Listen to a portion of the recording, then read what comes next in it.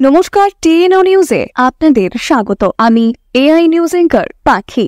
সমাজে কিছু লোভী ও হিংসাপরায়ণ মানুষ আছে যারা চুরি, ডাকাতি, নারীদের অসম্মান, খুন করে সমাজে অপরাধ করে থাকে। তার ফলে সমাজে বিশৃঙ্খল পরিবেশের সৃষ্টি হয়। কিন্তু কিছু অপরাধ প্রবণ মানুষ মনুষ্য জাতিকে ক্ষতি করেই ক্ষান্ত হয় না।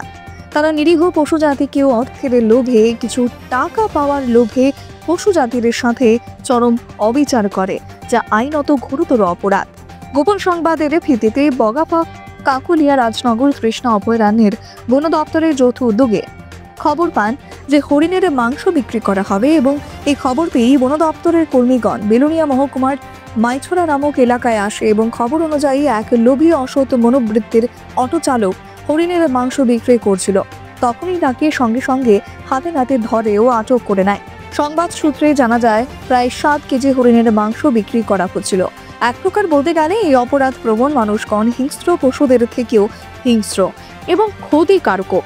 তাই আইনের যত কড়া শাস্তি সংবিধানে উল্লেখ থাকবে তা তাদের প্রাপ্য, এবং তখনই এই লোভী মানুষগণের হাত থেকে পশু পাখিরা অত্যাচারের হাত থেকে অব্যাহতি পাবে। ফলস্বরূপ বন্যপ্রাণী সুরক্ষিত ও সংরক্ষিত থাকবে।